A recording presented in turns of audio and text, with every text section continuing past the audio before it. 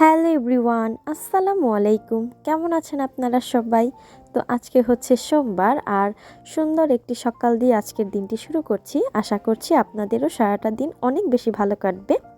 তো আজকে সকালবেলাতেই আমার নাস্তার আয়োজনে ছিল মোগলাই পরাটা, যেটা কিনা আমি আমার স্টাইলে করেছি, প্রফেশনালদের মতো হয়নি।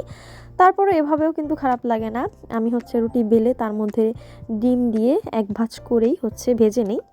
তো এই দিয়েই হচ্ছে সকালের নাস্তাটা কমপ্লিট করে নিলাম। আর সকালের নাস্তা কমপ্লিট করার পর এখানে হচ্ছে আমি দুপুরের রান্নার প্রিপারেশন নিচ্ছি। আর আপনারা তো জানেনই আমি রান্না করার আগে সব ধরনের কুটা বাছা করে নিই। আর আজকের রান্নার আয়োজনে ছিল শীতের সবজি দিয়ে বিলের কাতল মাছের ঝোল আর হচ্ছে লাউ ভাজি।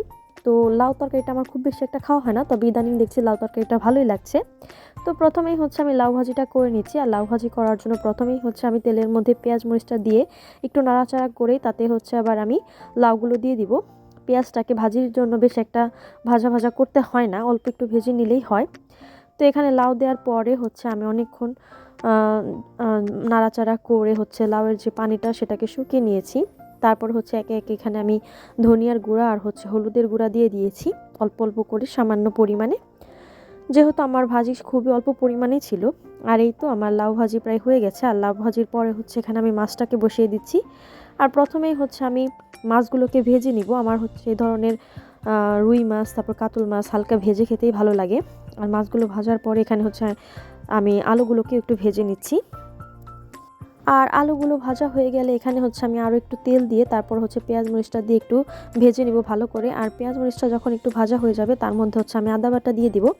আদা বাটাকেও হচ্ছে আমি আর একটু ভাজা করে নিই, এতে করে হচ্ছে আদা বাটার কাঁচা স্মেলটা থাকে না। তারপর এখানে হচ্ছে পরিমাণ মতো পানি দিয়ে আমি সব ধরনের মশলা পরিমাণ মতো দিয়ে দিচ্ছিলাম, যেমন ধনিয়ার গুঁড়া, হলুদের গুঁড়া, মরিচের গুঁড়া। তারপর হচ্ছে মশলাটাকে খুব সুন্দর করে কষিয়ে নিয়ে এখানে হচ্ছে আমি ফুলকপি আর হচ্ছে আলু দিয়ে দিয়েছি, যে ভাজা আলুটা।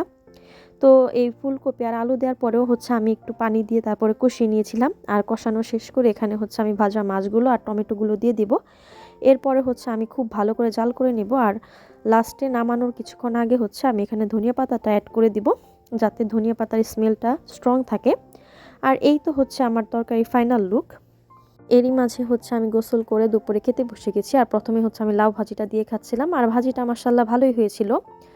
আর লাউ ভাজি দিয়ে খাওয়া কমপ্লিট করার পরেই হচ্ছে আমি মাছের তরকারিটা নিয়ে নিই। আর এই তো হচ্ছে আমার তরকারি।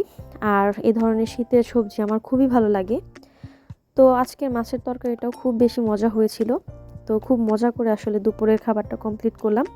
আর আপনারা কে কী দিয়ে হচ্ছে দুপুরের খাবার খেলেন কমেন্ট করে জানাবেন।